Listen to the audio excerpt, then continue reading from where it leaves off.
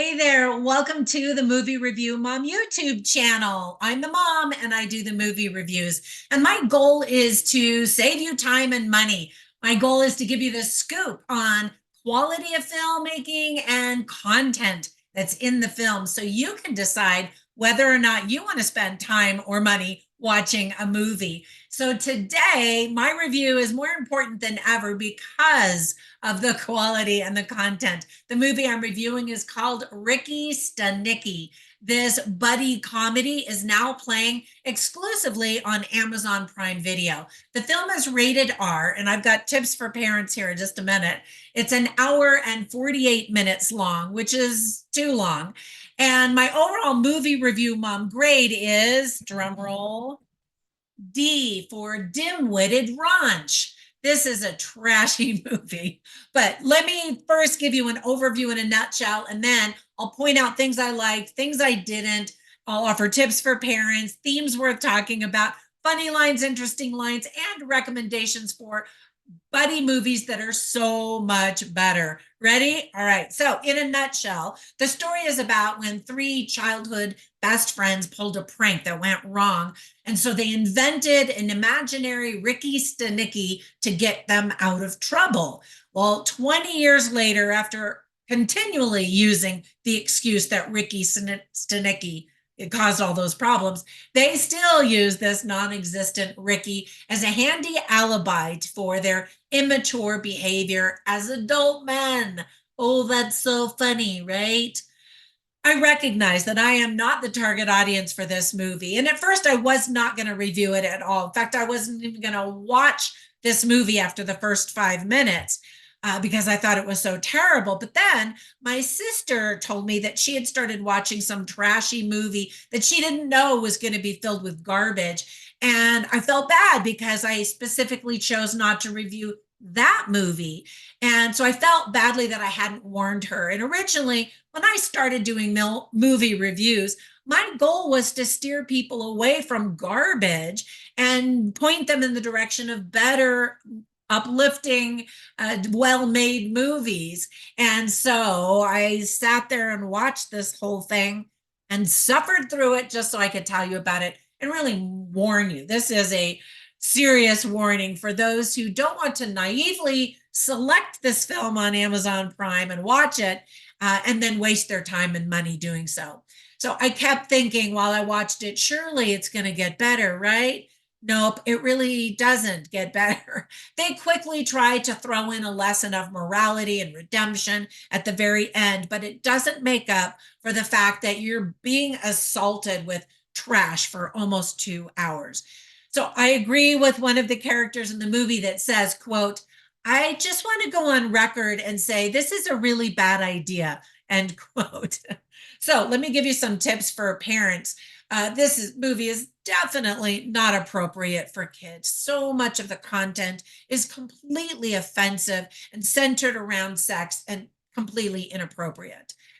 Now, if you don't like watching filthy garbage, this movie is not for adults either. So there you have it. Some of the themes that they try to bring out as positive lessons and morals of the movie are honesty. Like the big lesson is, gee, don't lie to your wife. I guess they think that's so funny when men lie to their wives. I don't. Other themes are friendship, second chances, believing in yourself, supporting others, and redemption. And those are all good themes, but I've seen them handled so much better than they are handled in this movie.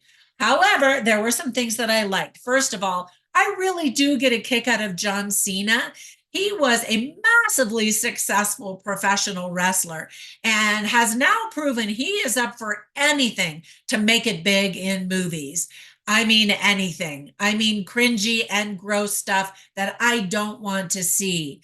That being said, he works harder than anybody else in this movie and has some genuinely funny moments when he's not being disgusting. Perfect example is during the Academy Awards, during the Oscars, he walks out totally naked, minus a little envelope that has the winners of the award for costume, which is kind of a funny category that he does this little shtick in. But like you're seeing everything except for in a certain, area that he covers with this envelope. And, not everybody's going to do that. But as I mentioned, he had a massively successful wrestling career. Now he's just massive. Well, he always was, but wow, that guy is massive. I also really like Zac Efron, but I thought that he had moved past this kind of raunchy content. He certainly has done a lot of it during his career, and yet I've also seen him do some actually really good work. So I was just disappointed that he agreed to the script, and I shouldn't have been surprised when I saw him in it that there would be some of this content. I was just crossing my fingers and hoping for the best. I also really like William Macy and was surprised and disappointed to see him be so willing to jump at doing so many crude gestures that to me just are not funny, and on and on and on. All of the characters are just obviously game for this type of content. And there's so much garbage in the world. We don't need more of it. So obviously, the list of things that I like includes many things I didn't like. And ultimately, I'm just constantly surprised at the garbage that is put out as movies these days. Not that I've ever watched porn, but this seems like that would fit in that category. Certainly, people who watch porn are going to like this movie. So that leaves me out. So whenever I take notes, I write down funny lines and interesting lines so you can kind of get a taste for the quality of comedy and dialogue and that kind of thing. One line that's supposed to be funny, but it's also kind of an interesting line, I suppose, is when the guys as grown adults are always, putting up their alcoholic beverages and saying, "To Ricky Stanicky, the best friend we never had." Now, the trailer kind of gives it away, and at the very end, they say, "The best friend we have ever had." So hopefully that's not a big spoiler for you. And then there's another line where Dean, who is played by Zac Efron, says, actually, there's a conversation between he and JT. So JT says, "All we did was tell one lie." They're trying to rationalize it away. And then Zac Efron's character says, "Yeah, hundreds and hundreds of times over many, many years."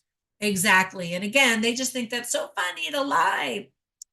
And then an interesting line is spoken by a character whose name is Wes, and he says, "Some would argue that telling the truth is the right thing to do." Like, oh, what a brilliant idea. That would get you out of a lot of trouble, wouldn't it? Anyway, so before we go, I wanted to share some recommendations for buddy movies that are so much better. One of the first ones I ever discovered as a young girl, believe it or not, was Butch Cassidy and the Sundance Kid, starring Paul Newman and Robert Redford. It's an oldie but a goodie.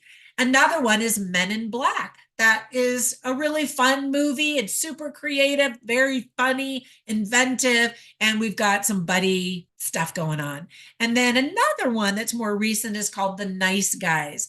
And I just really love the dynamics between these. Now, all of these are two guys, as opposed to Ricky Stanicky, that is a group of four guys, was it? Let me think about that.